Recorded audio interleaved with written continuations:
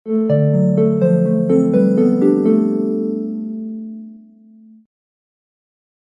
करो कि अगर ऐसा होता है कि बांग्लादेश में एंटी इंडिया गवर्नमेंट पावर में आ जाती है तो फिर चाइना अपना इन्फ्लुएंस इस्तेमाल कर बांग्लादेश और म्यांमार की मिलिट्री के साथ हाथ मिला सकता है। तो इसका एक ह्यूज नेगेटिव इम्पैक्ट आपको इंडिया की अरुणाचल प्रदेश की स्टेट पर देखने को मिल सकता है।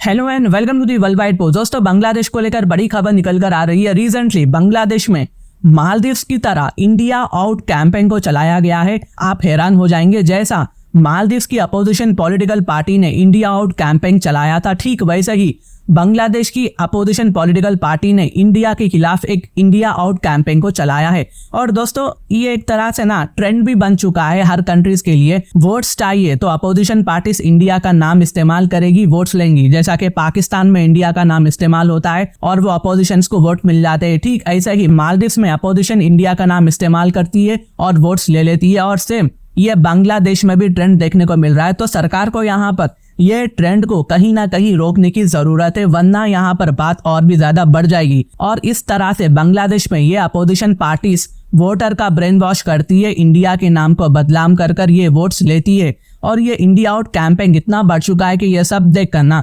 एक बार को बांग्लादेश की प्राइम मिनिस्टर शेख हसीना को यहाँ पर फाइनली अपना इंटरवेंशन करना पड़ा। याद रखिए, प्राइम मिनिस्टर ऐसे मामलों में डायरेक्ट इंटरवेंशन नहीं करते हैं, कोई और सरकार का आदमी यहाँ पर आकर मामला सॉल्व कर लेता है। लेकिन शेख हसीना को यहाँ पर अपना डायरेक्ट इंटरवेंशन कर कहना पड़ा कि जी, आप बांग्लादेशी इंडिया को बाइकआउट करना चाहते हो तो फिर हम जो प्रोडक्ट्स इंडिया से परचेस करते हैं उसका क्या, उसको भी रोकना पड़ेगा। आपको कई तरह के प्रॉब्लम फेस करने पड़ेंगे। आप आपके घर के लिए इंडियन सैरिस परचेस करते हो, खाना बनाने के लिए मजेदार स्वादिष्ट मसाले परचेस करते हो, ये सब बंद भी हो जाएंगे ये बाइकआउट के बाद। बेसिकली शेख हसीना का कहना है कि इंडिया आउट कैंपेन बांग्लादेश को कंप्लीट नुकसान में डाल देगा और बांग्लादेश के लिए ये एक बहुत ही बड़ा डिजास्टर साबित होगा। याद रखिए, इंडिया आउट कैंपेन से बांग्लादेश की इकोनॉमी पर भी एक नेगेटिव इम्पैक्ट हो जाएगा। और आपको बांग्लादेश में ना दो बड़े राइवल पॉलिटिकल पार्टीज देखने को मिलेंगे। एक है शेख हसीना की पॉलिटिकल पार्टी अवामी लीग, दूसरी है खालिदा जिया की बांग्लादेश नेशनल पार्टी। खालिदा जिया ये बांग्लादेश की फॉर्मर प्राइम मिनिस्टर भी रह चुकी है। 2001 से 2006 तक ये प्राइम मिनिस्टर थी और आज के टाइम ये हॉस्पिटल में एडमिट है। बांग्लादेश नेशनल पार्टी BNP यहाँ इंडिया आउट का कैंपेन चला रही थी ताकि ये पावर में आ सके। लेकिन अभी तो इलेक्शंस जनवरी 2024 में हो चुके हैं बांग्लादेश में, तो इंडिया को कुछ सालों तक सोचने की जरूरत नहीं है अभी के लिए। लेकिन यहाँ पर ना शेख हसीना का तख्ता पलट करवाया जा सकता था। थैंक गॉड कि ऐसा कुछ भी नहीं हुआ है। अगर बाइकआउट इंडिया का आंदोलन मजबूती से आगे बढ़ता है और अपोजिशन यहाँ पर करने में सक्सेस होती है और पब्लिक सपोर्ट भी मिलता है इन्हें, तो बांग्लादेश और इंडिया के दरमियान ताल्लुकात और भी ज्यादा बिगड़ सकते हैं। और अगर ऐसा होता है तो इसे दोनों तरफ से जवाबी कार्रवाई हो सकती है, जैसे कि ट्रेड में रुकावटें, पॉलिटिकल प्रोटेस्ट। दोनों कंट्रीज एक दूसरे के खिलाफ स्टेटमेंट लगातार देती रहेंगी, जो कि दोनों कंट्रीज के बीच डिप्लोमेटिक रिलेशंस को मुश्किल में डाल सकता है।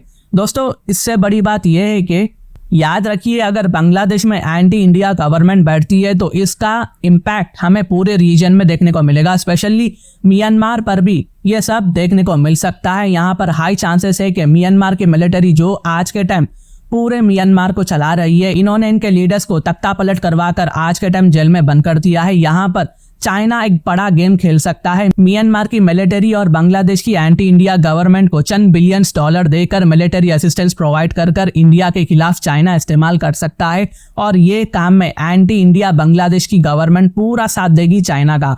और अभी के लिए ना चाइना इंडिया जो कुछ भी म्यांमार के अंदर होता है यह सब देखकर एकदम खामोश रहते हैं, क्योंकि जियोपॉलिटिकल रीजन है यहाँ पर। लेकिन ये कंडीशन बदल सकती है और बांग्लादेश की opposition party BNP pro Pakistani है और एंटी इंडिया भी है, तो आप समझ सकते हैं ये इशू कितना कॉम्प्लिकेटेड हो जाएगा। और दोस्तों, इमेजिन करो कि अगर ऐसा होता है कि बांग्लादेश में एंटी इंडिया गवर्नमेंट पावर में आ जाती है तो फिर चाइना अपना इन्फ्लुएंस इस्तेमाल कर बांग्लादेश और म्यांमार की मिलिट्री के साथ हाथ मिला सकता है। तो इसका एक ह्यूज नेगेटिव इम्पैक्ट आपको इंडिया की अरुणाचल प्रदेश की स्टेट पर देखने को मिल सकता है। यहाँ पर लॉ एंड ऑर्डर बिगड़ सकते हैं। एक तरफ ईस्ट से बांग्लादेश का प्रेशर आएगा और सेम टाइम पे म्यांमार का भी प्रेशर आएगा। साथ ही चाइना बहुत बड़ी गड़बड़ अरुणाचल प्रदेश में कर सकता है। तो हमें म्यांमार के साथ और भी ज्यादा रिलेशनशिप बनाने की जरूरत होगी और बांग्लादेश के साथ ट्रेड को और भी ज्यादा बढ़ाना होगा। याद रखिए, trade can stop the war of the war.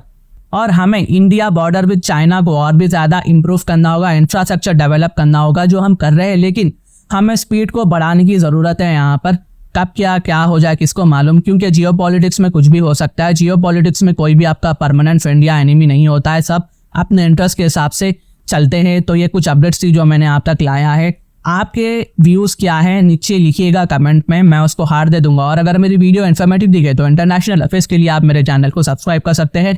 Thank you for watching, thank you for hearing, and I always say God bless you all.